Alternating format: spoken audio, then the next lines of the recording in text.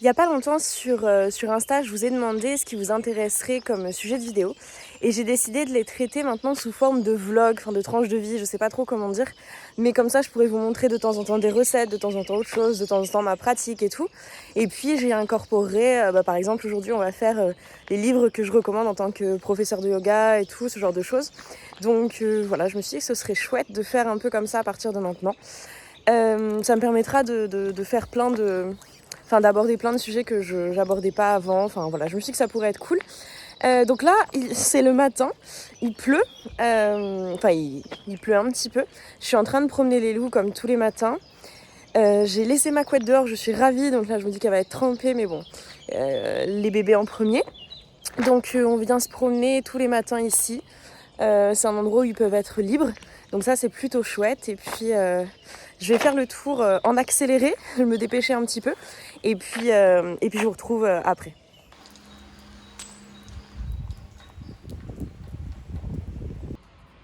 Ma couette est effectivement trempée, mais c'est pas grave. On va la faire sécher. Je profite des temps un petit peu humides comme ça, où vraiment l'humidité dans l'air est beaucoup plus importante, pour sortir mes calatheas, donc quand il fait pas trop froid non plus.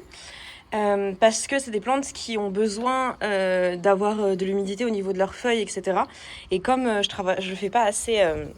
Salut bébé. Et coucou petit cœur. Ouais, t'es encore trempé. Hein. Ouais, on s'est bien rincé hein, quand même.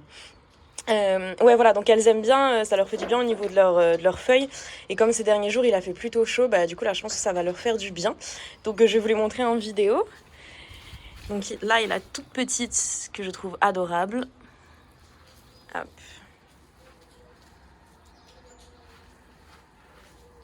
Donc en fait les calatheas vous les reconnaissez parce qu'elles ont les feuilles pourpres derrière. C'est assez impressionnant, celle-là c'est un toucher velours, je sais pas si vous pouvez le voir mais c'est vraiment complètement différent. Mais voilà, elles ont vraiment ce côté-là. Là c'est plus discret mais quand même. Et c'est comme ça que vous reconnaissez les calatheas. Alors, dans les questions que j'ai eues le plus quand je vous ai demandé des idées de vidéos, il y avait la routine ayurvédique du matin. Donc, il faut savoir qu'en Ayurveda, on se lève avant le soleil. Donc, c'est-à-dire que de toute façon, il y aura une luminosité de merde. Là, par exemple, il fait très moche, mais je me suis mis à côté d'une fenêtre. Donc, c'est pas le top, mais je pense que c'est déjà mieux que si j'étais dans l'autre sens, par exemple. De toute façon, dans ces vlogs, je sais pas trop comment appeler ça, mais je vais faire, enfin je vais pas m'appliquer à chaque fois, je vais faire au mieux. Là par exemple je me suis dit ouais vraiment la lumière ça va être important ce matin, mais voilà l'idée c'est pas que ce soit le truc le plus beau, c'est pas du tout l'idée que j'ai, enfin la façon dont j'ai envie de faire ces vlogs. Donc il y avait ça, donc ça je vous le ferai je pense quand j'irai dans un B&B avec une super lumière et tout, quand il fera plus beau, enfin quand on sortira du confinement, ce genre de truc. Et puis il y avait aussi ce que je mange. Alors ce que je mange, le problème c'est que c'est jamais pareil, donc c'est pour ça que je me suis dit que ce serait bien sous forme de vlog parce qu'il y aurait des matins où j'allais manger beaucoup, il y a des matins où pas du tout, enfin en fonction. Ce matin j'ai 2 cours de yoga, donc en visio évidemment, de 9 à 10 et de 10 à 11. Euh... Kalel a très envie de jouer, je sais pas si vous l'entendez. Viens Lulu. Parce que forcément on est beaucoup moins sortis ce matin parce que j'avais pas envie qu'il se trempe, j'avais pas envie que ma couette se trempe complètement, donc là il y a un peu d'énergie. On est parti chercher un jouet. Donc je mangerai après parce que hier j'ai bien mangé. Donc là je vais me faire un jus de citron parce que ces dernières semaines j'ai clairement abusé au niveau de la façon dont je mangeais. Je le ressens là maintenant dans mon corps. Je pense que j'en avais besoin à un certain moment mais après j'ai abusé sur la chose. Donc là je vais reprendre un petit peu de vitamines naturelles, ce genre de choses. Donc je vais me faire un jus de citron et puis un matcha tranquillement. Et puis voilà.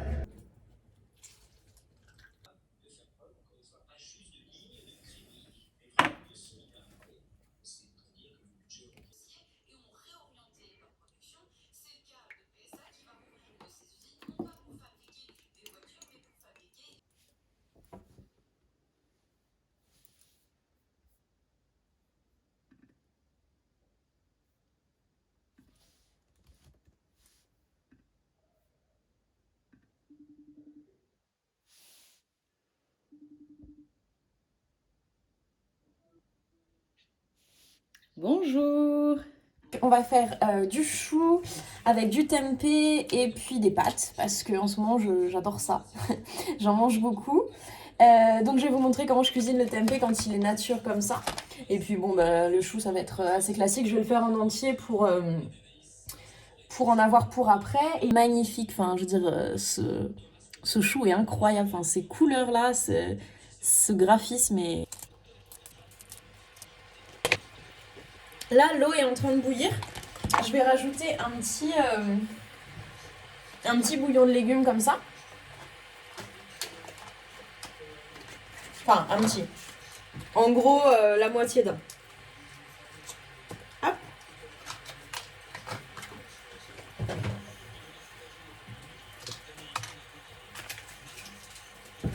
Et avec ça, je vais rajouter de la sauce sushi, que j'aime bien. Et donc en fait, l'idée, c'est de créer un petit bouillon pour que le tempeh, parce que le tempeh, ça n'a pas de goût. Donc pour que le tempeh prenne le goût que j'ai envie. Et là, je vais le couper en fines lamelles.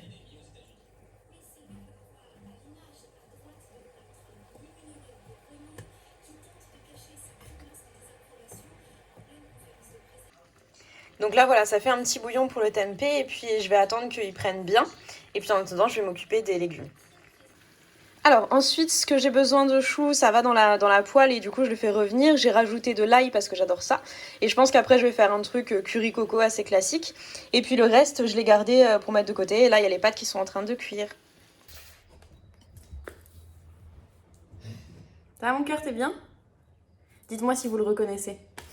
Alors, on y va pour le cœur de la vidéo. Donc vous m'avez demandé de vous présenter quelques livres pour quand on commence le yoga. Si ça vous plaît, je donnerai quelques livres qui pour moi sont intéressants aussi pour les professeurs de yoga et puis quand on est un peu plus expérimenté en tant qu'élève. Mais là on va commencer par des bons basiques, en tout cas qui parlent à ma façon de voir le yoga. Donc on va commencer par inévitablement Tara Stiles. Moi je l'aime beaucoup, j'aime beaucoup sa façon de voir le yoga. Donc si vous deviez commencer par le yoga qui nourrit. C'est un livre où elle explique son expérience, comment elle a découvert le yoga, etc. Et puis en plus, elle en parle dans l'assiette, comment le yoga se transmet dans l'assiette, l'importance de méditer et évidemment sur le tapis de yoga. Donc ouais, c'est vraiment un... Donc je vais pas trop vous montrer l'intérieur parce que pour moi, c'est respecter le travail des auteurs. J'achète beaucoup de livres, c'est justement pour qu'ils aient de l'argent et parce que j'aime ce qu'ils font et du coup je les soutiens. Donc dedans vous avez quelques petites séances de yoga hyper bien expliquées, c'est pour ça que moi je le valide. Vous avez voilà, son histoire et puis son rapport à l'alimentation. Je sais que pour beaucoup de gens le rapport à l'alimentation c'est quelque chose de compliqué. Ça a été quelque chose de compliqué pour elle et du coup elle explique sa façon de voir le yoga et c'est une façon dans laquelle je me retrouve beaucoup, pas sur tout mais sur pas mal de choses. Donc voilà, Tara Stiles, le yoga qui nourrit. Ensuite, le yoga qui soigne, donc c'est toujours elle. En fait, vous avez plein de petits mots du quotidien, type règles douloureuses, et elle vous montre des postures qui peuvent vous aider. Et je trouve ça chouette de se rendre compte que le yoga peut aider. Alors il va pas guérir le cancer, hein, mais il peut aider, voilà, l'anxiété, la gueule de bois, ce genre de choses. Et ça peut vous montrer que le yoga c'est utile dans plein de choses. Donc Tara Stiles, le yoga qui soigne, avec un avant-propos de Deepak Chopra, que voilà, plutôt cool. Ensuite, alors, Rachel qui tient le compte Instagram Yoga Girl, je pense que ça a été une des premières à démocratiser le yoga sur les réseaux sociaux. Pareil, elle parle de sa façon d'envisager le yoga, de son parcours de vie, je trouve qu'il est plutôt inspirant. Et puis elle a des phrases comme ça qui viennent que je trouve très très très très chouettes. Sur le poids, enfin bref, il y a vraiment plein de choses hyper intéressantes. Encore une fois, je vous montrerai pas l'intérieur parce que voilà, j'ai envie de respecter leur travail. Mais voilà, le yoga dissout les blocages. Voilà, ça veut dire plein de choses. Ça veut dire aussi physiquement, ça veut dire aussi émotionnellement, ça veut dire plein de choses. Donc Yoga Girl, trop chouette comme livre et voilà. Elle fait aussi plein de retraites maintenant, elle fait plein de trucs qui peuvent être chouettes si jamais vous aimez la personne. Donc hyper chouette. En plus, bon, elle a des chiens donc c'est pas pour me déplaire. Et ensuite, j'ai du mal à concevoir le yoga sans l'Ayurveda. J'en parle beaucoup à mes élèves. C'est difficile d'en parler sur les réseaux parce que sans connaître les gens, moi je trouve ça compliqué d'en parler. Mais il y a ce livre sur l'Ayurveda que je trouve très très bien expliqué. Encore une fois, ça ne remplacera jamais un praticien en Ayurveda qui vous fait un bilan complet et tout, évidemment que non. Mais ça peut vous donner déjà des routines, enfin des débuts de routine à mettre en place, des choses à comprendre. En fait, l'Ayurveda, c'est une médecine indienne qui est souvent sœur du yoga. Et c'est une médecine holistique, c'est-à-dire qu'on va tout prendre en compte. Donc je vais pas tout vous expliquer parce que ça va être très long, mais sachez que quand on est yogi, yogini, l'Ayurveda est jamais loin et je pense que c'est intéressant d'y jeter un œil. Voilà, celui-là, je l'aime beaucoup. Je l'aime beaucoup, je le conseille à plein de mes élèves qui le trouvent hyper chouette. Pour commencer, c'est vraiment bien. C'est pas assez complet pour aller très très loin, mais il est plutôt chouette. Vraiment, il est plutôt chouette. Donc, encore une fois, hein, ça remplace pas un praticien en Ayurveda, tout comme les livres que je vous ai montrés, ça remplace pas les cours avec un professeur, mais ça peut être un début. Donc voilà, des petits basiques pour commencer.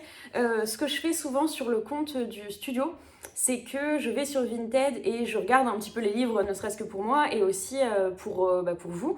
Donc de temps en temps, en fait, je vous prends la capture d'écran et je vous le montre parce que c'est cool de prendre des livres d'occasion aussi, je trouve. Bon là, en cette période de coronavirus, c'est pas possible, mais voilà. Je fais ça de temps en temps, donc si jamais ça vous intéresse des livres que je trouve intéressants, et ben ce sera là-bas. Écoutez, dites-moi ce que vous en pensez de cette façon de filmer, de cette façon d'aborder les sujets. Je trouve ça beaucoup mieux que ce que je faisais avant. Ma façon de faire avant me plaît un peu. Enfin, voilà, j'avais envie de changer.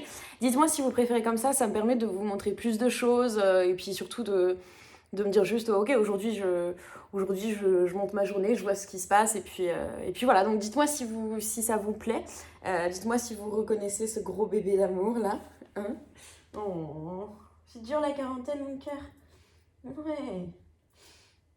Donc ouais, j'aborderai tous les sujets que vous m'avez donnés en idée de vidéo, mais je le ferai de cette façon, parce que j'ai décidé comme ça.